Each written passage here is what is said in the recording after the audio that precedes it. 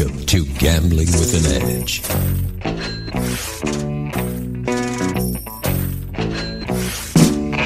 And now, here are Bob and Richard. Good afternoon. Welcome to Gambling with an Edge. I'm Bob Dancer. And I'm Richard Munchkin. Our guest today is sports bettor and Gambling with an Edge columnist, Captain Jack. Captain Jack, welcome back to Gambling with an Edge. Thanks for having me back, guys. The last time you were on this program was just after sports betting was legalized outside of Nevada. You and others had somewhere between a wait-and-see attitude and a pessimistic attitude on how all that would play out. What's your opinion on that today? Right. So the last time I was here, I was on with Anthony Curtis, Frank B., and Chairman. And we ended up with I think it was a very pessimistic attitude about how things would go in the emerging legalized states. I think a lot of what we were considering was the big companies would just move in and there wouldn't be much competition. It would be very oligopolistic, and there would be a lot of situations where the consumer would suffer. Since then, it's gone online in 4 more states, with a 5th that's going to be online next week. And what I've seen so far is actually far more competition than I was expecting. There's actually been, much to my surprise, a fertile green landscape of sports betting options. The players, the companies that have moved into New Jersey, for instance, have very competitive pricing. There's been some stumbles along the way that, I think we all kind of assumed would happen. But for the most part, they've offered a lot of bonuses to players, which was kind of unexpected. They offer some decent promotions that have a positive expectation. And like what? So for instance, and this is something I really didn't expect, is for a low roller, for somebody whose top bet is maybe $100, they're recreational, but they still want to be sharp in their betting. Just about every sportsbook in New Jersey has some kind of daily promotion. Daily promotion, and it's actually very good. One that I've seen a few times is they'll have 3 teams that they pick, and they'll say a 3-team parlay with these 3 teams pays 8-1. Now, every other sports book in the world will give you 6-1. The true odds are 7-1.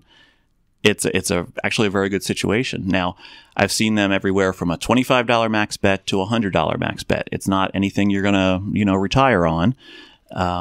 But there's definitely situations. Another one that I've seen is they'll do odds boosts, where and it's usually on the local teams. Surprisingly, if the Yankees win by more than 1.5 runs tonight, which that series is over, but they'll boost those odds to the point where it's actually, if you can calculate the implied probability of it happening, you'll find you have a positive expectation.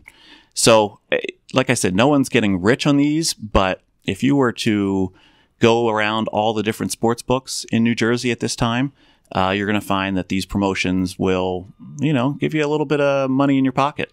In New Jersey, do they all have apps the way they do here in Vegas?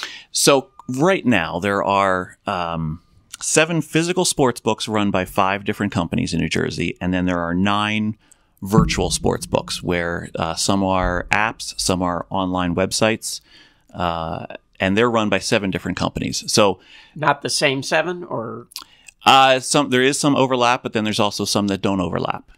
It's a growing field. It's one of the things that we're seeing is new companies are still coming online into the state. The way the law is set up there, each physical casino and racetrack can have up to 3 online partners. In some cases, they've already booked up their dance card. For instance, Resorts Casino has DraftKings. It has BetStars, which is the sports betting arm of PokerStars. And then it also has contracted with SB Tech, which is a European company. So they've already kind of filled up their dance card, while other casinos, such as Tropicana, have not yet had any kind of partnerships with online companies as of yet. But you expect them to?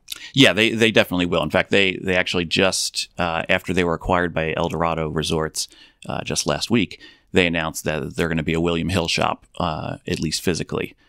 They haven't kind of doled out their online partnerships yet.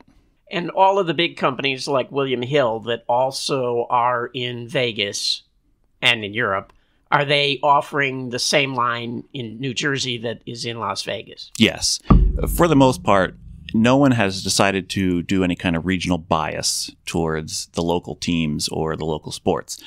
And with the population base in the Northeast and the variety of population base, I don't think the Northeast versus Las Vegas will be where that split happens. Where we might see it, though, is in Mississippi. SEC football is huge down there. And that's going to be a situation where, they may need to shade the lines a little bit on, Ole Miss, Alabama, LSU, all those areas down there where the fan base is huge, strong, and somewhat irrational. I'm also curious about maybe it's too small a market for them to be concerned about, but the difference between soccer prices in Europe versus the U.S. That's actually a really good point, Richard. The pricing, for the most part, in a lot of these emerging states is based out of Europe. It's very Eurocentric right now in terms of how things are run on the back end in the sportsbook, the pricing. One of the things that I find kind of it's a little bit silly is sometimes when you put in a bet and it says, that's beyond what the limit will accept. The limit they give is a ridiculous number. It's like, we'll accept $562.38 only because there's a currency conversion going on, because the number in Europe, wherever they're based out of, is an even thousand or something. Right, is probably an even thousand, and when it's translated to U.S. dollars, it becomes some ridiculous, obscure number. Now, which states do you see? You said there's one coming on next week. Mm-hmm. West Virginia, is it? New Mexico. It was the surprise. I was so close. So what's coming on next? So right now we have there are 5 states where you can bet on sports. There's Nevada. There is Delaware, which beat New Jersey to the punch a little bit. They like being the first state. Yes, they pride themselves on that. Then there's New Jersey. Then there was Mississippi. Then there was West Virginia. And we all thought next would be probably Pennsylvania or Rhode Island. And then last week, out of the blue, an Indian tribe in New Mexico said, well, we're allowed to offer any Class 3 game. Sports betting is a Class 3 game. We have partnered with U.S. Bookmaking, which is actually it's Vic Salerno's firm out here in Nevada after he had left William Hill. And U.S. Bookmaking is actually one of these guys you kind of want to see get into the industry because they're competitive. They offer minus 108 pricing on sides. It's I was hoping to see them match up with somebody. But as an aside, that whole process of Indian tribes getting into sports betting is something that could jump up on a lot of states. There are quite a few states out there that have tribal compacts that basically permit any Class 3 game to be done on a tribal casino.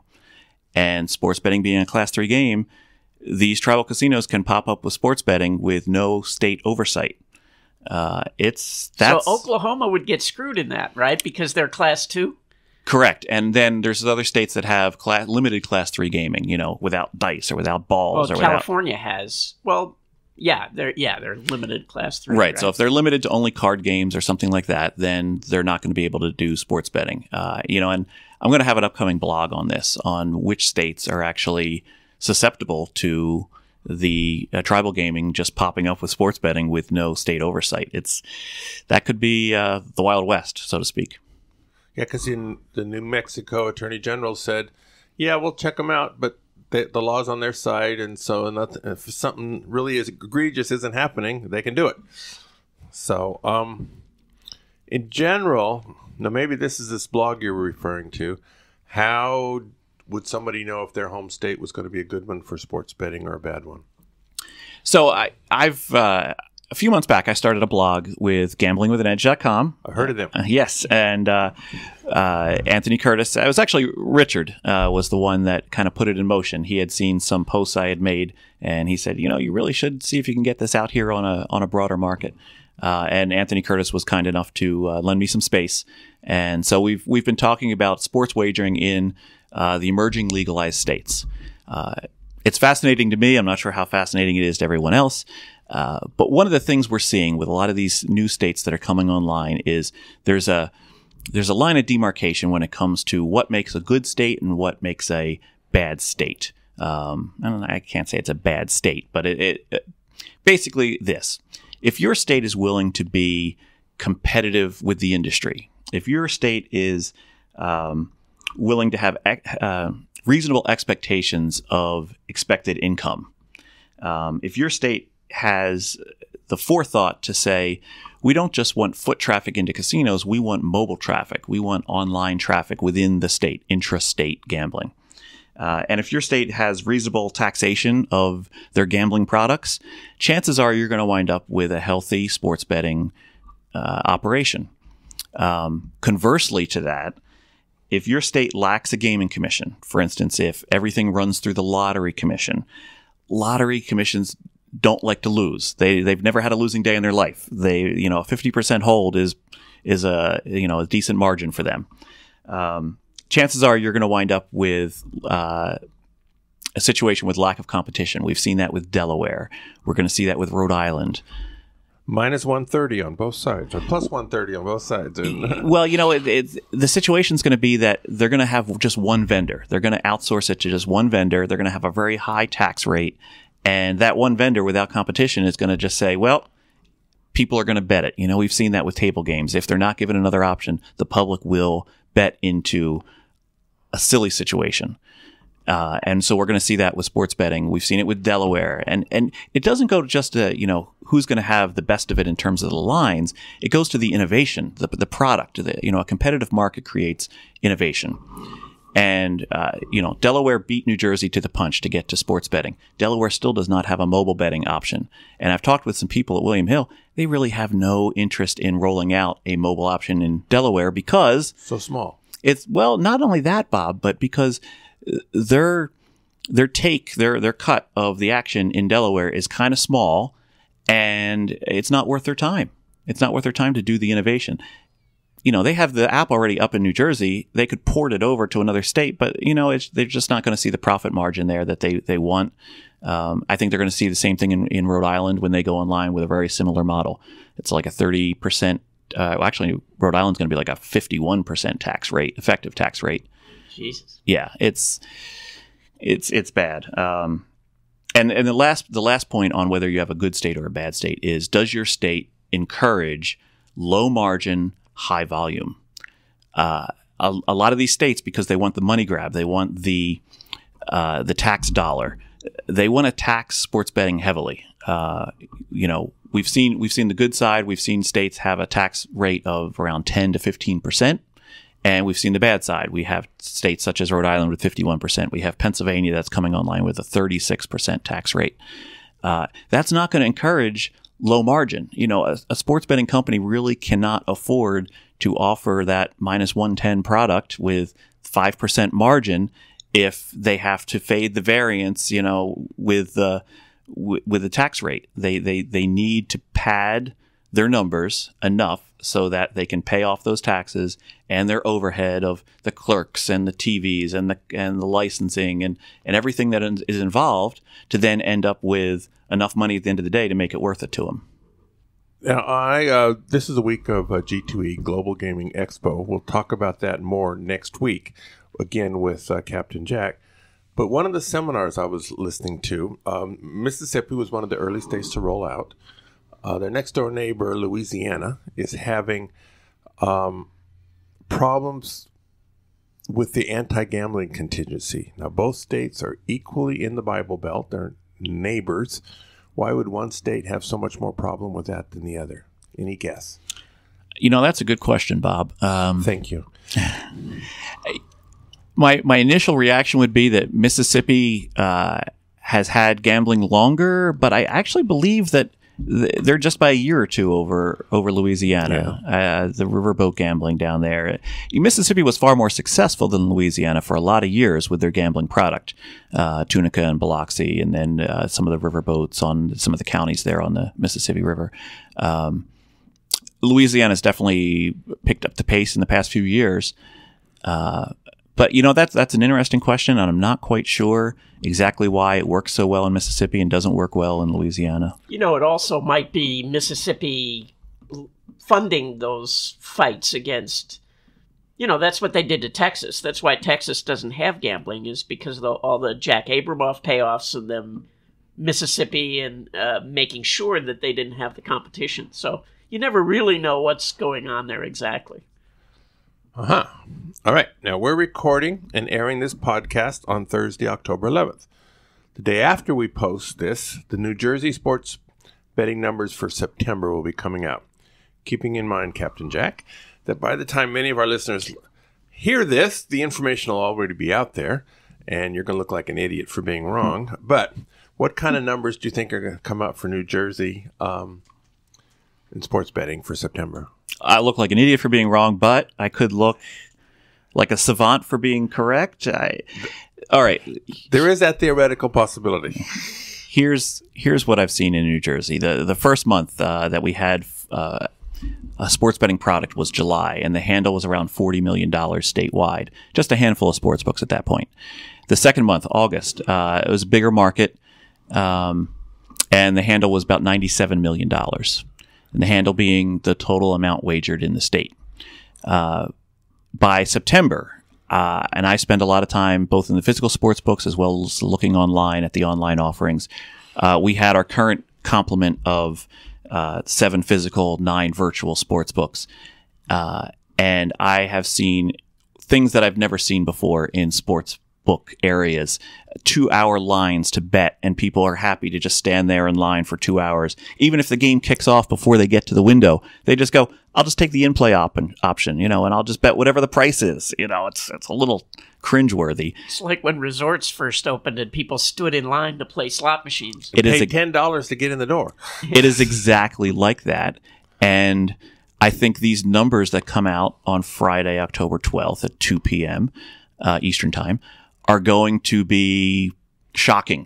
At the beginning of September, the first couple weeks of the NFL season, I started to think about what will these numbers be, and the general consensus among experts is, well, it'll at least double over the previous month. It'll be about a $200 million handle. I think it's going to double that. I think we're going to go quadruple the last month's handle, and it'll be close to $400 million. Now, to put that in perspective as to what a $400 million handle looks like, Nevada, with all of its sports books statewide, established industry, hit $400 million in handle just in September 2016.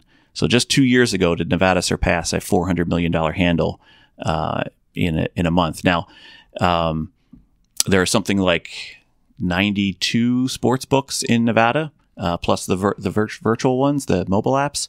So $400 million across 92 sports books versus $400 million across 7 physical, 9 virtual sports books is going to be huge.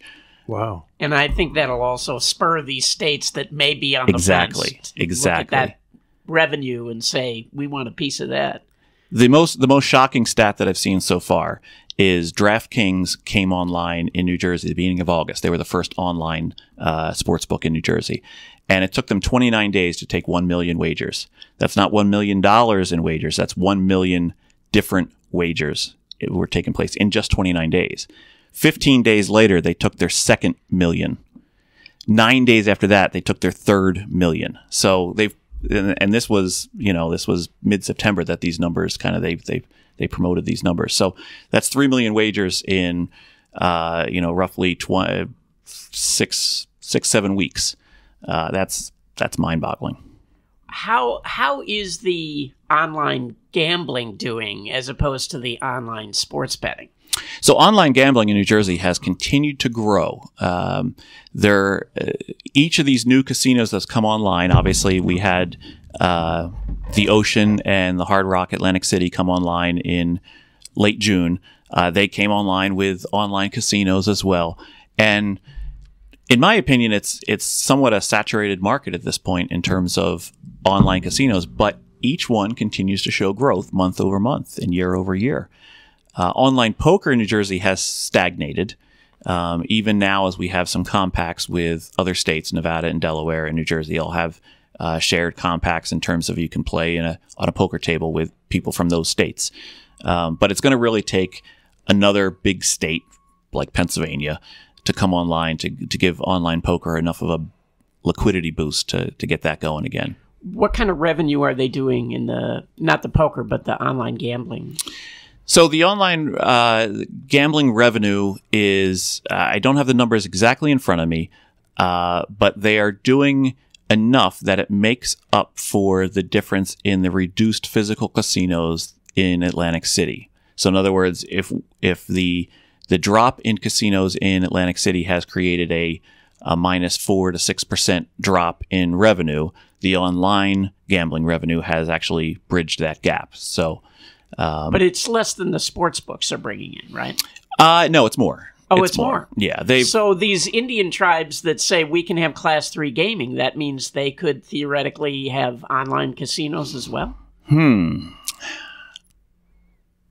That might be a question better suited for a gaming attorney. Yeah. Can you get a law degree before you come on next time? Would you mind? I'm one credit short. I just got to pass an ethics class, and that's not going well.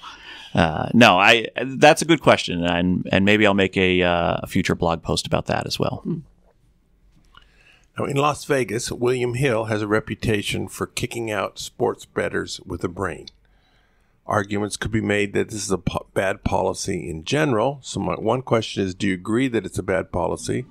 Also, is it the same situation in New Jersey? That's a tough one in terms of, do I agree with the policy? If they're kicking out players for winning, I don't agree, because a sports book could make far more money in the long term by profiling their winning bettors, seeing what they bet, and adjusting accordingly. Now, if they're kicking out players because they're angle shooters, because they're jumping on bad lines, and by bad lines I don't mean lines that are just off from book to book, but ones that are a clear mistake.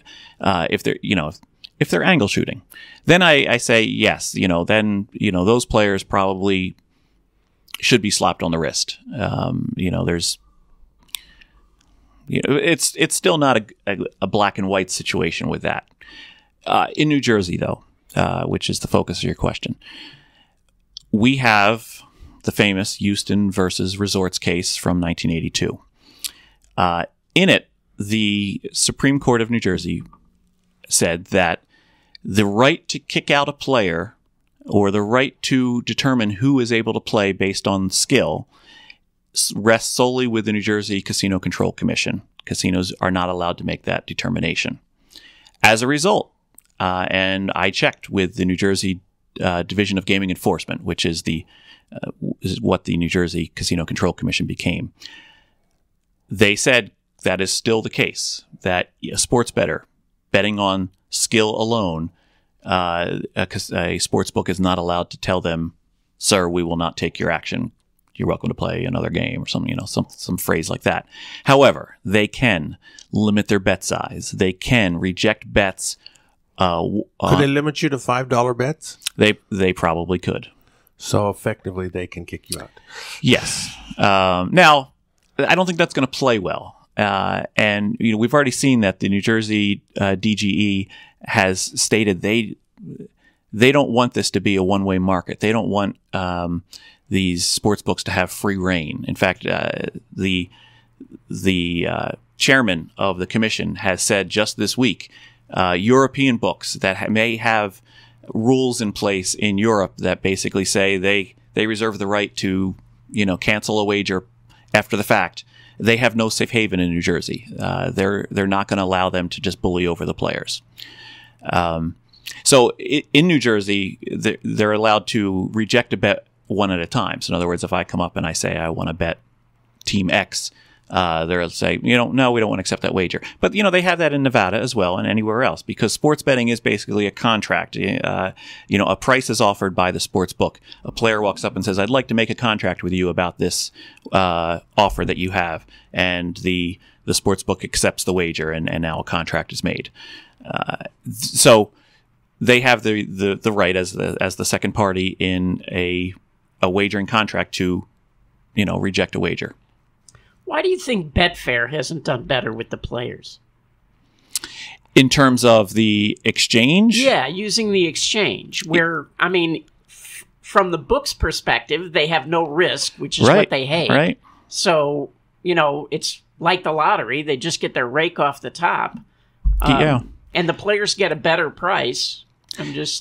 So we're never going to see an exchange that offers a worse product than a sports book. If an exchange is taking a 5% commission, that's like betting into minus 102.5 on each side. Clearly a better product for the player, not a better product for the sports book. Even though they would have no variance, they would just take their commission. They probably wouldn't, they would probably prefer to offer 11 to 10, prefer to offer parlays, prefer to offer things that they have a larger edge on. We haven't seen an exchange yet in the United States, and I hope we will. I thought New Jersey had one. They have a horse betting exchange, and that might be what you're thinking of. Oh, okay. And that's a very interesting product, and we can talk about that on some other show. But it's a very interesting product. Offers in-game, in-race betting on an exchange. It's a neat product. But getting back to the point of the exchange, I think what we're going to see eventually is somebody get involved into sports betting that doesn't want to have the reputation as a bookmaker. And I'm talking big. I'm talking Google. I'm talking Goldman Sachs. Yeah, somebody that just says, look, we will be a market and we can have market makers come and offer their product and we'll just take a commission. And it'll be like, a regulated market, an exchange. Unfortunately for the player, I think in exchange, the square bettor, the recreational bettor, the public bettor, however you want to term that, they're going to get eaten alive in a market because even though the commission is so much lower. I think so. Just because they're going to make the wrong bet or they're going to offer the wrong price, and somebody's going to be out there just. Oh yeah, if they try to offer prices, I can see where they'll get But if they're just shopping to, I want to bet on the Rams, I mean, they're getting a better price on an exchange than that is true. That is true. And if they can do that, they can say, the sports book down the street is offering me minus 110, but here I can bet it on an effective minus 106. I will go here. It's basically consumer price shopping. That might work very well for a square bettor.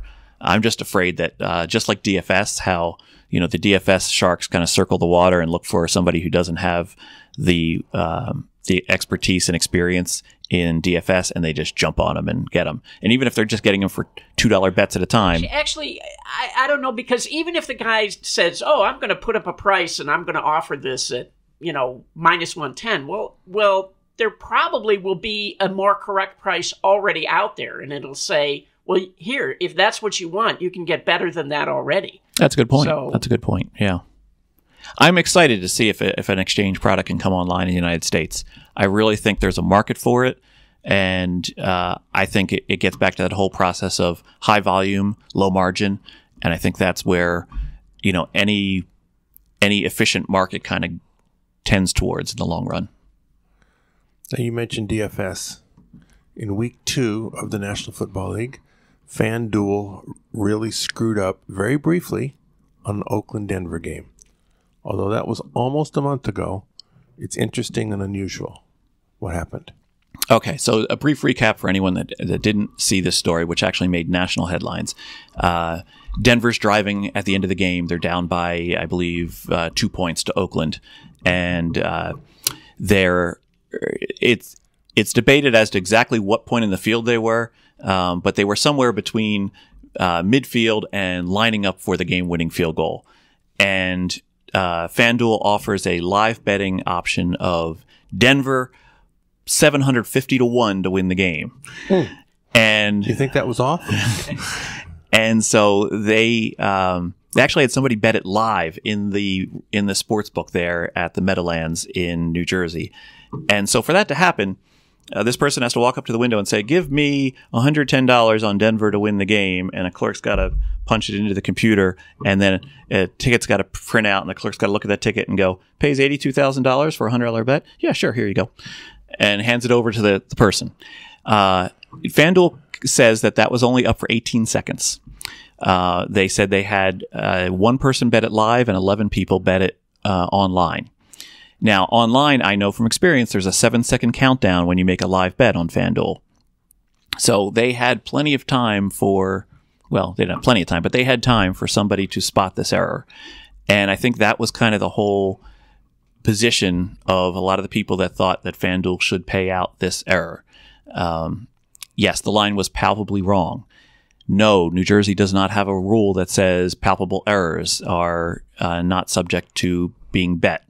In fact, New Jersey has a rule that says you cannot cancel a wager after the fact without contacting the New Jersey Division of Gaming Enforcement first, which FanDuel didn't do when this gentleman won his $82,000 bet. 10 seconds later, they wouldn't pay him. So it was actually a watershed moment for legalized gambling in the United States, and here's why. Because if this happens offshore, you're not getting paid. There's no chance you're getting paid. You might get your account canceled. You might get the manager Tony call you up and yell at you and insult your mother. I mean, it's classic. This is how the offshore world works. However, in a regulated market, there is an ombudsman. There is a person who basically is there to regulate the market and say, okay, we're going to take this as a case law and we're going to set a precedent.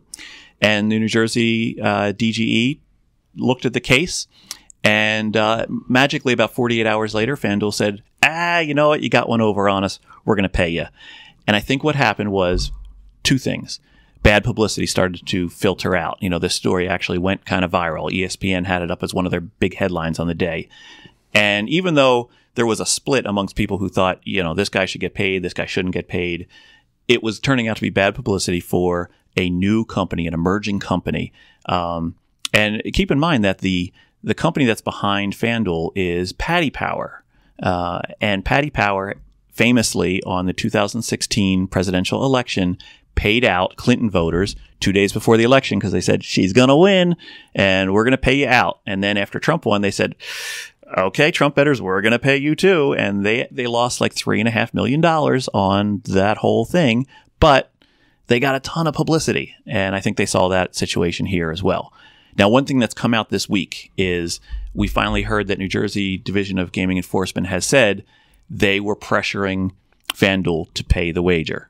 They felt that in this situation, enough people had made a mistake on the FanDuel side. They should have had checks and balances in place so that this sort of thing didn't happen. And, this is the penalty they're going to pay, is they have to pay this wager and make sure that they prevent it from happening again. Yeah, if you go up to a window in the sports book in Nevada and you make a bet where the payout is going to be $82,000, somebody has to approve that. Yes. I mean, the clerk can't just hand you that ticket. So, correct. But I think, I've seen situations before where a casino opens and they make money starts pouring in so fast they can't even imagine how quickly all the money is gushing in, and they just start, getting lackadaisical about things. So, yeah, well, this will wake them up, and I'm glad the decision was made. I think that's the way it should be in a regulated market. Like, they're in charge of policing their own game, and if they make a mistake, they should eat it. Absolutely. And maybe not to me, but 83,000 is really kind of chump change, really, in this market. We don't know exactly how many people and what they bet. So there were a total of 12 people that got down on that wager. I'm guessing it probably cost them between $500,000 and $1 million. That's my guess. That's a bigger chump. All right. But still nothing compared to what they're making. Sure. And easy for us to talk about their money. Right. So while we're talking about their money, let's have some commercials, and we'll be back with Captain Jack in a few moments. The Southpoint has more than 10,000 games, returning more than 99%. This is more than anyone else has. The promotion during October is called Free Play with a Kicker. Each week on Monday, Tuesday, or Wednesday, you pick up your normal free play. If you pick it up that week, you get the same amount of free play on Friday or Saturday, same week. If you pick up all free play, 8 free play awards, on Monday, October 29th, you get a double free play pickup. In the sportsbook, Southpoint now offers in-game wagering. Sign up at the casino. The next semester of free video poker classes will begin on Tuesday, January 8th, 2019. If you're planning on being in Vegas early next year and are interested, check out the schedule on bobdancer.com. We have a new sponsor here at Gambling with an Edge, AutoSlash. Kind of interested. I personally enjoy using them because for me, it's a don't think about it, do what else I do. I sign up with I tell them that I'm a Costco and an AARP and an Auto Club and whatever other cards I have. I tell them what days I want it and what size cards. And then they do everything. And I've used them enough that I'm confident that I'm going to get a good deal. And I want to spend my time doing other things. So it's free to use. It often, they will say it used to be $89 and now it's only $78. Right, that's the tracker that just alerts you anytime a cheaper price comes up. And you can pay it off. You can pay when you get to the desk, or you can pay at a discount now, but you can still cancel that up to 48 hours in advance. And they say the average user saves 30% off of what he can figure out himself. So I believe that. I've certainly had savings greater than 30% on rentals I've made. Yeah, so it's a good deal. I use them. I continue to use them. And if you use them, it will help us if you say so on social media that you heard about it on Gambling with an Edge. Right. All right. At videopoker.com, it's the best place to play lots of games. If you sign up for the gold membership, $8.95 a month or $79.95 a year, this allows you to get correction on most of the games. Now, if you want to try out the gold membership, they're having a brief promotion. Sign up at videopoker.com/GWAE. If you can't figure out what GWAE stands for, you're not smart enough to listen to this radio program.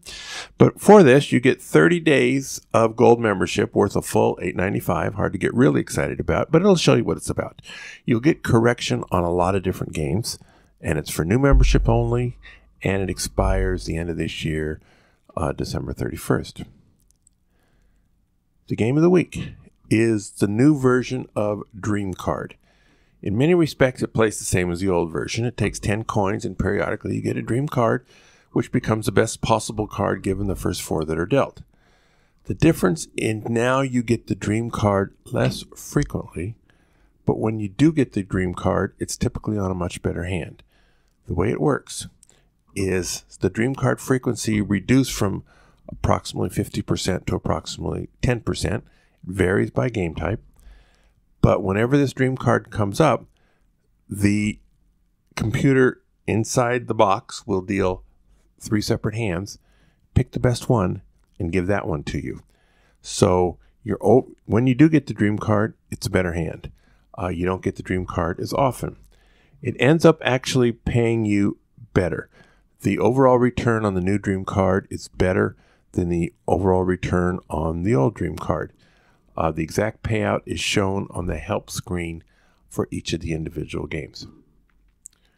All right. We're talking to Captain Jack on sports betting. And I turned off that page. Here we go. Now, it is a great time to be a sports bettor. While we don't expect you to give away the exact recipe for the secret sauce that allows sports bettors to win, what kind of key ingredients would be in that sauce? So I get a lot of people that ask me questions, email me, whatever, and they often are APs that want to get into sports betting, and the first question they ask is, do I have to be an avid sports fan to do this? That's a tough one. You need to have interest. You need to spend some time keeping up with the sport that you're interested in, and you don't have to be, the kind of guy that sits in front of the TV for 12 hours a day watching any sporting event that comes on the screen. 4 screens at once. Right. Either, I mean, yeah. As my wife would say, so they don't have to be you. But you do need to have an interest in the sport, and you need to understand the sport that you're looking to bet into. The second thing is you need to have places you can bet. And a lot of people that contact me often are, I opened an account on Bovada or Five Dimes, one of these online sports books that everyone's seen and heard about, and that's not enough. You need to have more outs than that. And you need to have more places you can bet. One of the things that we're seeing in the emerging legalized states is, in states that have a wide variety of competition, you're going to have enough outs, enough legal places to bet that could very well make sure that you don't need to rely on some of the shady offshore places that, a lot of guys have to go to bet. And the other thing you need to do is you need to focus on something. You need to understand you can't just beat all sports all the time. You need to say to yourself, what sport do I want to focus on? And then what aspect of that sport would I want to focus on? For instance, beating sides and totals in the NFL is very, very tough. I would say almost impossible. Especially if you don't have a lot of outs. Now, if you're able to kind of price things one against the other, then maybe you can find some value. I know guys that have played the WNBA, and not because they love women's basketball, but because they know that that's a less efficient market. Basically, what you're going to come down to is if you were to create a graph, and on one side it is let's say the x-axis is the number of the amount of money that you can reliably get down on a sport, and on the y-axis is how easy that sport is to beat. It's the relationship between the two is the easier a sport is to beat, the lower the amount of money that you're going to be able to get down on that sport, because if you were able to bet more, then the inefficiency would go away. The NFL would be at the extreme where you can get down a lot of money, but it's very hard to beat. If you're going to look for low-hanging fruit, which is kind of what I tell new bettors to do, you want to look to prop markets. You want to look to derivatives. Instead of looking at the game line, look at the first quarter. If let's keep it with the NFL, just because that's a product that everyone knows. You might want to look at team totals. You might want to just look at a team. Just look at just what injuries are affecting one team each week to week and how they would match up against the opponent they're playing. Are they going to run more? Are they going to pass more? Does their opponent have a weakness against tight ends? And does the team that you're following have a decent tight end? And there'll be a lot of passes over the middle that are high probability for short yardage. Things like this, and you're going to focus on maybe the tight ends over under receiving yards. There's a lot of little niche products, and you're not going to make a ton of money doing that. Eventually, if you continue with this, you're going to move on from the prop bets and the derivative markets because you want to get more money down. But for the new player starting out, that's a very good thing to do, is to focus on derivatives. Now, one other thing that I always tell new people is, are you going to handicap quantitatively or qualitatively? Quantitative analysis is basically looking at stats, looking at numbers that mean something, and making a profile based on the numbers. And you can even build a model, and basically you're just following what the computer tells you what to do. Qualitatively is looking at the situation kind of like how I just described, matchups and analysis, and injuries are a big part of qualitative analysis, and being able to handicap that way. Quantitative is going to take more time up front, but less time when it comes to actually betting. Qualitative is going to take less time up front and more time later when you go to make game time decisions. If you're looking to get into in-game betting, qualitative analysis often surpasses quantitative analysis, because the sports books are building their lines based on their quantitative analysis, and chances are you're not beating their quantitative analysis right from the start in terms of your abilities. Now, most fields, the APs tend to be really bright folks. Would you say that's true in sports betting too? I definitely think it is. And unfortunately, it actually, much to their detriment, there's a lot of guys that get into sports betting that approach it from a blackjack sense, where the math is the math, and it's very black and white, and there's not a lot of gray area to work through. sports betting's more like a poker AP. There's situational. There's playing your opponent. There's playing, things that come up maybe infrequently. It's not just counting cards. And I think a lot of people also get into that split because, and I kind of referenced this earlier. I said, sharps and squares. And I don't like to use that because I don't want to refer to other people as squares, as ploppies, as something like that. There's no reason to put them down in that way. But there seems to be this, I know something and you don't know something, so I'm going to lord it over you.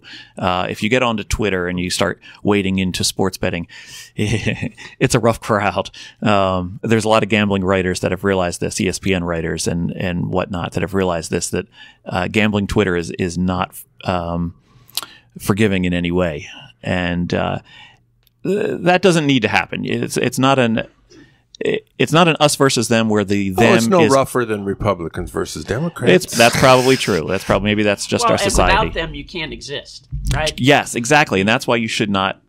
There's a saying online poker players used to have is that don't tap the fishbowl, because you don't want the players that don't know what they're doing to realize that they're the ones that are feeding the game.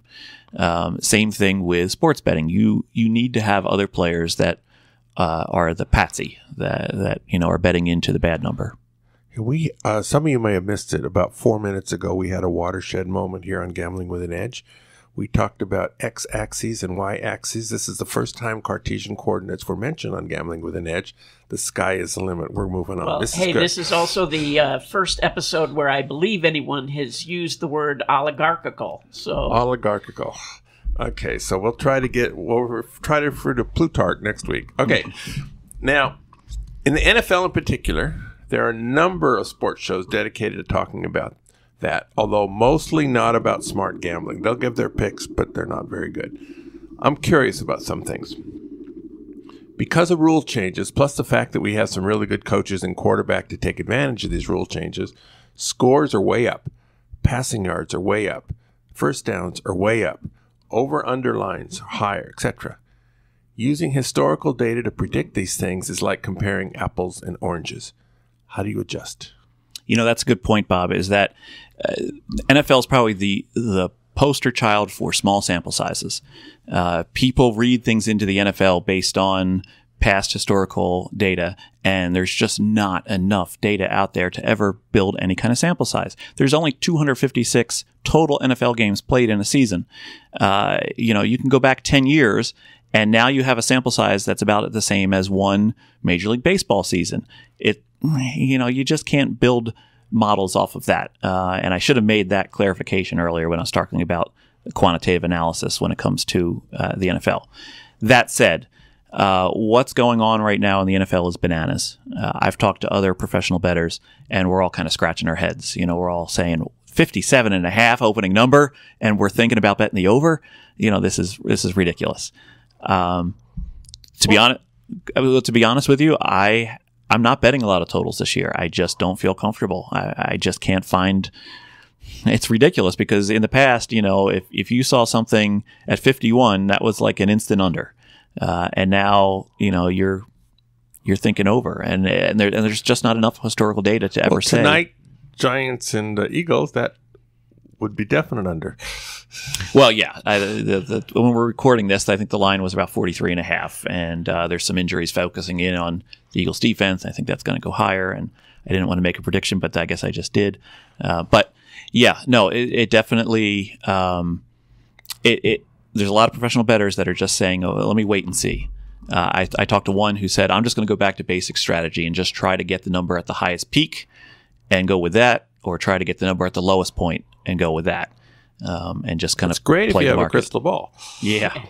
Well, also the NBA is changing a lot, right? The nature of the game, and the teams now have their own quantitative analysis, and they've started to change the way they play the game because they've realized that, long threes, if you're hitting them 38% of the time, is a good shot, which, 10 years ago they would have thought that was a horrible shot.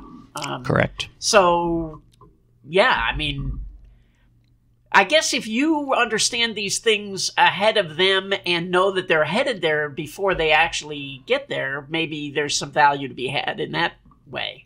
There's an interesting thing that a lot of sports do in the preseason, and that is they tell their referees to over-referee the game so that the players are used to the new rule changes. We saw that in the NFL in the preseason, that helmet targeting foul that came online this year was being called multiple times per game, and that was driving up scores because we're moving the offense 15 yards further down the field and giving them a first down. And a lot of bettors, were saying, "Oh, look at this! The totals are going to be way up." And then what happened when the season started is the NFL, secretly says to the referees, "Okay, you did your point, and let's get back to erring on the side of caution when it comes to throwing that flag." We're seeing the same thing in the NBA preseason right now. Fouls are way up in those games because the referees are calling things that probably won't be fouls when the game starts. And especially as the season moves on in the NBA, we find that fouls decrease over time. And it's not because the players get less sloppy. It's because they let them play a little bit more. All right, different subject. There are a lot of sites where you can buy sports picks. Buying sports picks strikes me as something for real suckers. Is this right? Yeah, it is. And I think your audience is smart enough to know that you don't buy sports picks. But there are some guys that are going to listen to this, guys and gals, that are going to listen to this and say, this is interesting. I want to get into sports betting. And they're going to Google around and they're going to find, this person's guaranteed to hit this amount, or you get free money back on the back end and things like that. And these are free Super Bowl pick. Right. These are snake oil salesmen, guys. These are people that are touting, and it's never a good idea. And here's the simple analysis you can do. If this person is really good enough to hit this percentage long term, they don't need to be selling their picks. They don't need to be going online. They can be flying around the world in their private jet, sailing on their private yacht. Because if you can hit 60% plus long term, on a efficient market like the NFL, your way is paved in the world. Now, I actually disagree with that analysis. Yeah, you'll see Aaron Rodgers doing television commercials. Now, Aaron Rodgers has all the money in the world and doesn't need an extra $3 million in television commercials. So just because you have one really great source of income doesn't mean you can't use another. However, that's a minor side point. But although I don't think he does, I don't think that's about the money necessarily, right? I mean, never underestimate what people will do to get their face on television. Okay, but brand name is, but the same thing with the picks. Now there is a new form of media that's popping up ever since we've seen legalization, and that is the affiliate marketing. There have been several, and I'm going to use air quotes here, networks that have kind of come online, and basically they're offering you all this sports betting content, 24/7. Some are streaming things, some have websites you can buy a subscription to, all these things. You need to be careful with these people because basically this kind of goes back to the old days of affiliate marketing when it came to online casinos. They can cut a deal with a sports book where they say, if we can get a player to sign up through us, we get a share of their losses. Do you really want to be taking advice from somebody who gets a share of your losses? This is a slippery slope. Well, the only kind of advice that's and you do have to be careful. I have a lot of experience in the online gambling side, and the kind of advice that actually is important, and this is less so here in a regulated market, but the advice of this online casino is honest and will pay you, like that's actually important advice. Yes. So, but yeah, there are a lot of unscrupulous affiliates that'll just put up anybody's, banner and recommend them, even though they may be scumbags. So right. And now there is another side to the affiliate marketing, which you said, and that is people that give you advice on where to play and what's available to you on those sites. And I wish more of these affiliate connections would declare upfront how they're making their money, because you can also cut a deal where, hey, we get $5 per user that signs up through us, and that's it. We're not on the hook. We're not getting a share of your losses and things like that. And I would have more respect for somebody that does that. I would kind of say, good, they're doing the good fight. They're providing content. They know there's a huge audience that's about to boom when it comes to legalized sports betting in the United States. And yes, they're going to make some money from it as well, but at least they're not have the ethical dilemma of possibly encouraging you to make 9-team parlays and things like that have no chance of winning. All right, we have a little time left. Tell us a little about you personally. You have a column on gamblingwithanedge.com. What's that all about? Right. So as I mentioned earlier, I'm taking a look at the emergence of the legalized states when it comes to sports wagering, and I'm always kind of careful not to use the term sports betting, because I don't want people to think they're going to get betting advice from me. I do a lot of betting, but I'm not going to put out a column about it. I want to put out information that people can use to find out when their state is coming online, what to look for. And I don't think there's lawmakers or legislatures that are reading my column, but there are people that may live in a state and they can write to their congressman or write to their state representative and have some influence, because a lot of these states, this is fresh ground. They have no idea. And the voices they're going to hear are the sports leagues, the casinos, the American Gaming Association, and the anti-gaming people. And all of them combined might not have their best interest at heart.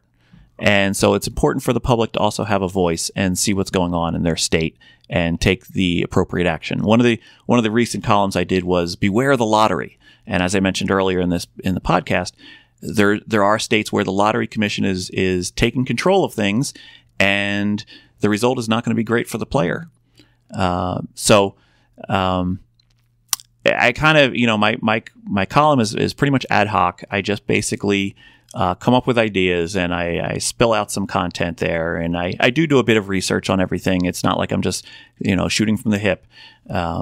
And then broader on gamblingwithanedge.com is they have a map that they've created that basically is a Google Map overlay with little pinpoints in each state, and you can just click on your state and it'll give you all recent articles about your state from various sources, not just from Las Vegas Advisor or gamblingwithanedge.com, but from some of the other reputable websites that are keeping up with this sort of thing. So it's a great resource for people to kind of check up on, when they're going to have sports betting or if they're going to have sports betting in their state. Okay, and finally, you have a Twitter handle, CapJack2000, which personally strikes me as 18 years out of date. But yes, what kind of things do you post on at CapJack2000? When I started using that CapJack2000, it was the late 90s, so it seemed futuristic at the time. Wait, there was Twitter in the late 90s? No, but there's email addresses that I've created, and as a result, then I've just kind of continued. And people seem to beat me to CapJack now that Pirates of the Caribbean has had 4 successful movies starring Captain Jack Sparrow. So, unfortunately, I get. But that's beat. not you. Well, again, what's on Twitter? Twitter's a big conversation right now, and if you're not joining the conversation on Twitter, you should. And some of it's cringeworthy, and some of it's stupid. But there's also a lot of good content on Twitter when it comes to the industry, and it comes to advantage gambling, and it comes to because people they seem to be willing to put out more things on Twitter because it's just a short little blurb on something, and you can pick up a lot of tips. I'm actually amazed at how much people put on Twitter. I remember on the early blackjack boards, people wouldn't put what part of the country they were in, or I remember a guy coming to me excited one time because he saw a blackjack player in a store buying a sweater during the summer. And he was, you know what I mean? He was trying to figure out where the guy might be going to play blackjack based on this information. But now you look at Twitter and people are posting all kinds of things that that you wouldn't have thought they would be posting. Right. I'm making a conscious effort to post more original content there as well. It's tough because I often find myself, I just reply to things, and I throw in some snarky comments here and there. Or I, advertise when I have a new blog post up or something like that. But no, Twitter's a good resource for any AP that hasn't been leveraging it yet. All right. Thank you, Captain Jack. Thank you, Richard. Next week, all three of us are going to be back again talking about what we see and liked at the Global Gaming Expo. So thank you both. And meantime, go out and hit royal flushes, everybody. Good day.